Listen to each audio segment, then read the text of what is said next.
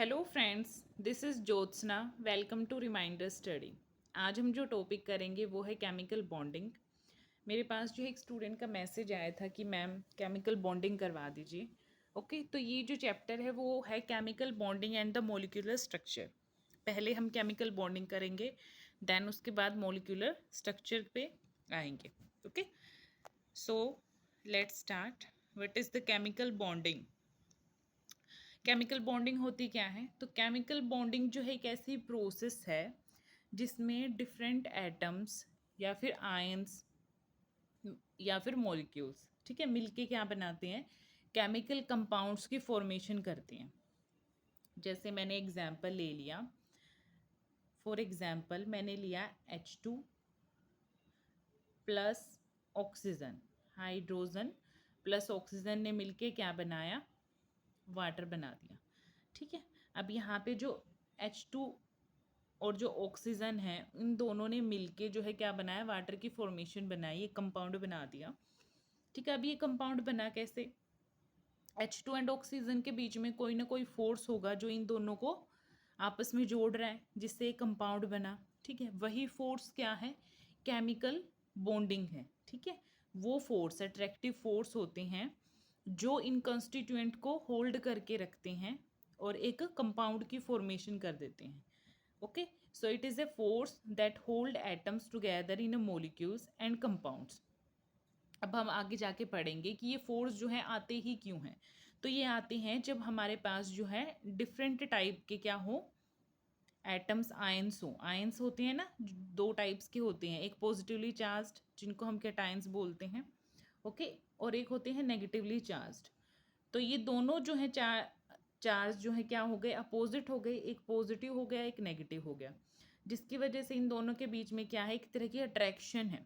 ठीक है, पॉजिटिव और नेगेटिव एक दूसरे को आपस में अट्रैक्ट कर रहे हैं। तो जैसे ये अट्रैक्ट करेंगे तो ये बॉन्ड बना देंगे, एक दूसरे के नज़दीक आएंगे और बॉन्डिंग हो जाएगी और उससे फिर कंपाउंड की फॉर्मेशन हो जाएगी। ठीक है, तो इसको क्या बोला जाता है? एक इलेक्ट्रोस्टैटिक टाइप ऑफ फोर्स भी बोला जाता है। ठीक है, जो इन केमिकल कंपाउंड्स की फॉर्मेशन करता है। ओके, उसके बाद हम बात करते हैं, इट रेजेज मैनी क्वेश्चन। अब आपको ये तो पता लग गया कि केमिकल बॉन्डिंग होती क्या है और कैसे जो है एटम्स मिलके जो है कंपाउंड्स बनाते हैं। अब यहाँ पे बहुत सारे क्वेश्चन राइज होते हैं कि एटम्स कंबाइन ही क्यों होते हैं? क्या रीज़न, क्या ज़रूरत पड़ गई कि एटम्स जो है उनको कंबाइन होना पड़ा? ओके, और why are only certain combination possible, और कुछ कॉम्बिनेशन ही पॉसिबल क्यों है? मतलब कुछ एक्सेप्शन आते हैं इसमें कि कुछ टाइप्स के जो कॉम्बिनेशन है वही पॉसिबल है। And third, why do some atoms combine while certain others do not? Okay, मतलब कुछ एटम्स कंबाइन हो जाते हैं लेकिन कुछ नहीं होते। अब जो ये आपका फर्स्ट वाला जो क्वेश्चन आ रहा है, वाई डू एटम्स कंबाइन, कि एटम्स जो है कंबाइन ही क्यों होते हैं?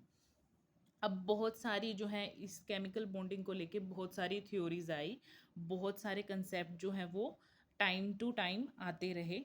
ठीक है, इन्हीं चीज़ों को एक्सप्लेन करने के लिए कि एटम्स जो है कंबाइन क्यों हुए, उनके बीच में केमिकल बॉन्डिंग कैसे हुई।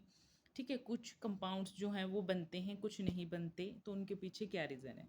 तो इसी जर्नी में जो है सबसे पहले कॉन्सेप्ट आया आपका कोसल लेविस अप्रोच। ठीक है, उसके बाद वेस्पर थ्योरी आई, विबिटी थ्योरी आई, मोलिकुलर और वाइटल थ्योरी आई। ठीक है, इनको हम वन बाय वन करेंगे। सबसे पहले आती है आपकी कोसल लेविस अप्रोच। अब ये नाम से ही है, ये कोसल लेविस जो है एक केमिस्ट थे जिन्होंने ये जो है थ्योरी दी थी, Kossel Lewis approach to the chemical bonding. ठीक है, ये कोसल लेविस अप्रोच जो है इसका बेस क्या था? अब इन्होंने किसको बेस मान के जो है अपना आइडिया दिया? इन्होंने बोला कि जैसे हमें पता है कि जो ग्रुप 18 होता है, जो पेरियोडिक टेबल होती है, तो उसमें जो नोबल गैसेस होती हैं जिनको हम इनर्ट गैसेस भी बोलते हैं। ठीक है, तो उनका जो है एक स्टेबल इलेक्ट्रॉनिक कॉन्फ़िगरेशन होता है। क्यों? क्योंकि उनकी आउटर मोस्ट इलेक्ट्रॉन में कितने, आउटर मोस्ट शेल में कितने इलेक्ट्रॉन होते हैं? 8 इलेक्ट्रॉन होते हैं जो उनको स्टेबल बनाते हैं। अब ये अप्रोच भी उसी पे बेस थी कि वो एटम्स, कोई भी एटम्स जो है वो अपना इलेक्ट्रॉनिक कॉन्फ़िगरेशन जो है स्टेबल करने की कोशिश में लगा रहता है, और उसी के लिए, उसी की वजह से क्या होती हैं, किन्हीं दो डिफरेंट एटम्स के बीच में क्या होती है, बॉन्डिंग होती है। ठीक है, बॉन्डिंग का रीज़न क्या बताया इन्होंने, कि उनको अपना इलेक्ट्रॉनिक कॉन्फ़िगरेशन क्या करना है, स्टेबल करना है। ओके, जैसे कि नोबल गैसेस का स्टेबल कॉन्फ़िगरेशन है, वो अटेन करना है, सबको स्टेबिलिटी लानी है अपनी स्ट्रक्चर में, तो इसलिए वो क्या करते हैं, एक दूसरे के साथ बॉन्डिंग करते हैं। अब वो बॉन्डिंग कैसे करेंगे, अब वो स्टेबल ऑक्टेट, अब उनके पास है, तो जैसे मैंने बात की यहाँ पे लिथियम की, लिथियम के पास सिर्फ एक वैलेंस इलेक्ट्रॉन होता है, अब है तो उसके पास एक इलेक्ट्रॉन। ठीक है, अब वो 8 इलेक्ट्रॉन लेगा या फिर एक इलेक्ट्रॉन को लूज कर देगा। ओके, तो ऐसे ही प्रोसेस हो सकती है, तभी तो वो स्टेबल ऑक्टेट करेगा। तो किस किस तरीके से कर सकता है वो, या तो गेन करेगा इलेक्ट्रॉन्स को, या शेयरिंग करेगा। ठीक है, शेयरिंग करेगा, या फिर लूजिंग करेगा वैलेंस इलेक्ट्रॉन की। तो 3 तरीके से वो अपना स्टेबल कर सकता है octet, bye gaining, sharing and the valence electron. Okay, जो मैंने यहाँ पे नोट किया गया है। ओके, कैसे atoms achieved a stable octet by gaining, sharing and losing the valence electron.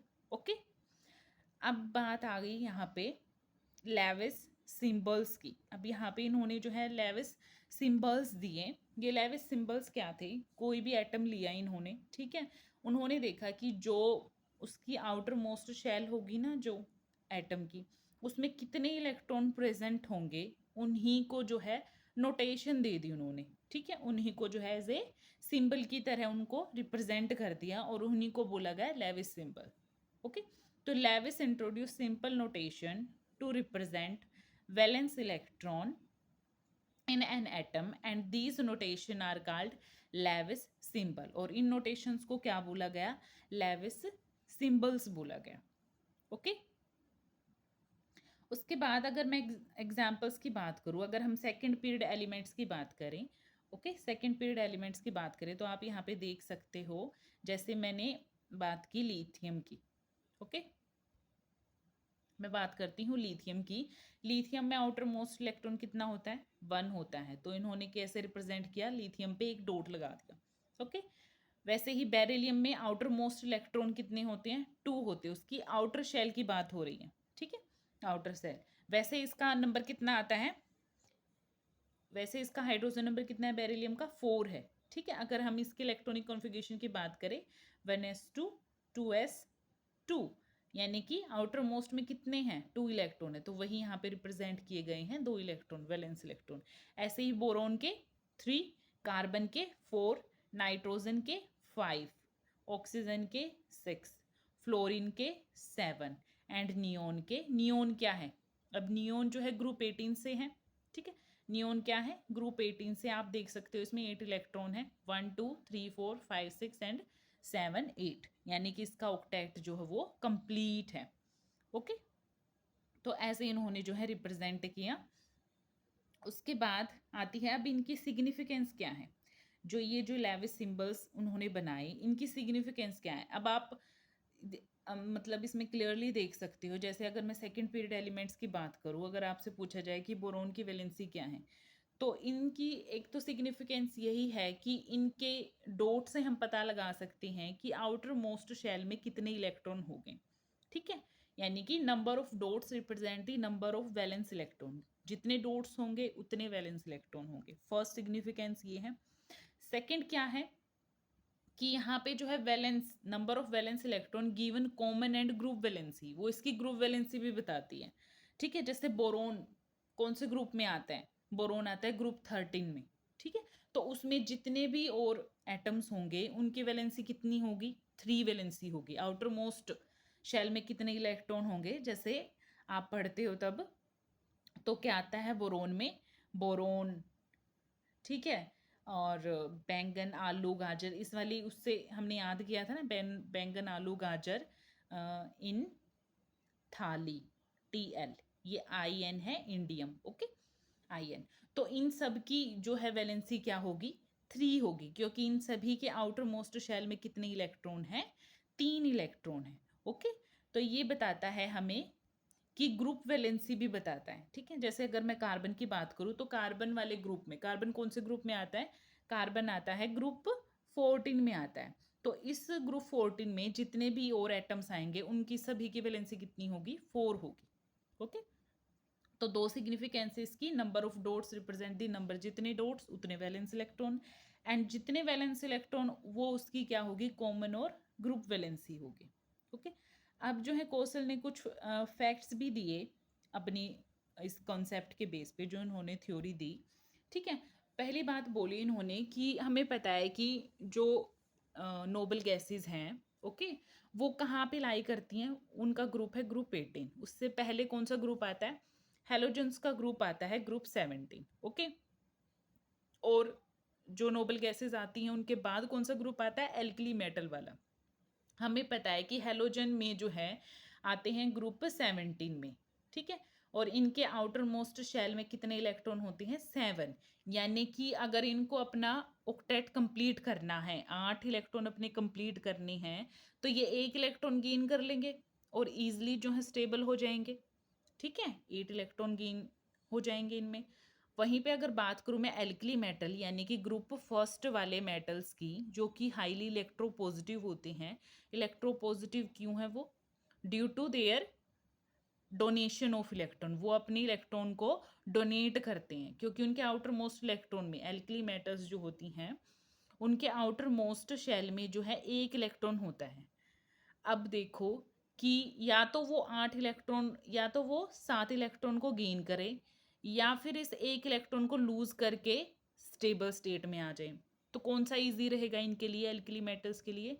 ये जो है प्रेफर करती हैं कि अपना ये जो 1 इलेक्ट्रॉन है इसको लूज कर देती हैं।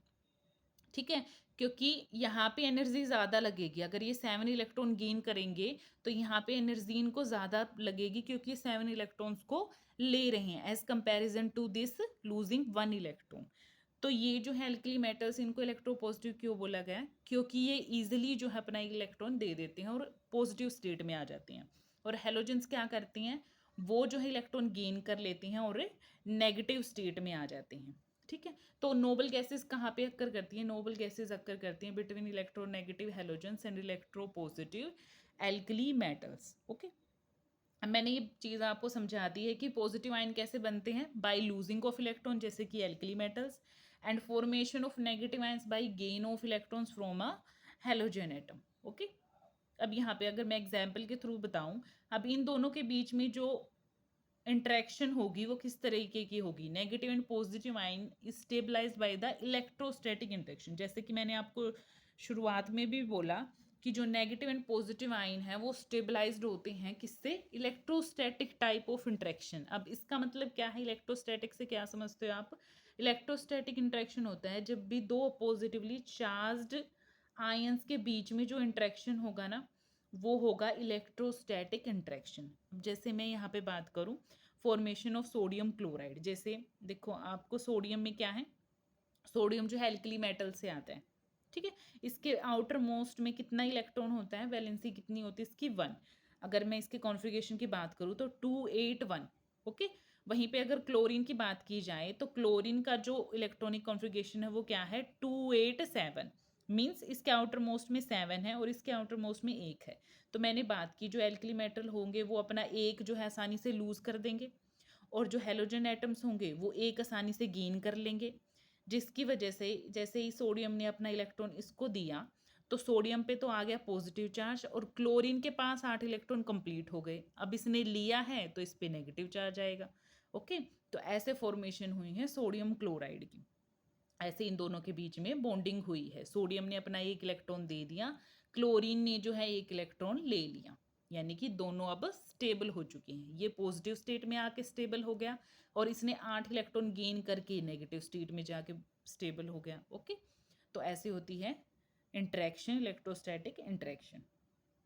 अब इस से हमारा कंक्लूजन क्या निकलता है? जो कोसल लेविस अप्रोच है, अब इस थ्योरी से हमें क्या पता चलता है? ये थ्योरी हमें एक बेस बताती है कि कैसे फॉर्मेशन होती है डिफरेंट आयंस की।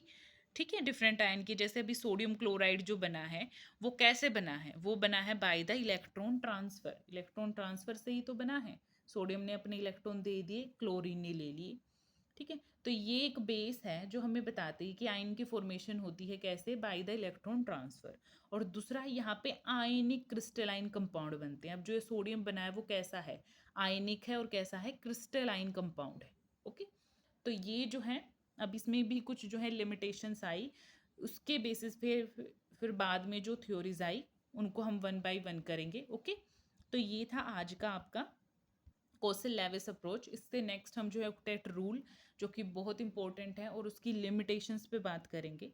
ओके, तो ये था आपका topic. Thank you so much. अगर आपको वीडियो पसंद आई है तो वीडियो को लाइक कीजिए, शेयर कीजिए और सब्सक्राइब कीजिए, ताकि जो भी मैं वीडियो आपको दूं वो आप तक ईजिली पहुंच जाए। So thank you so much.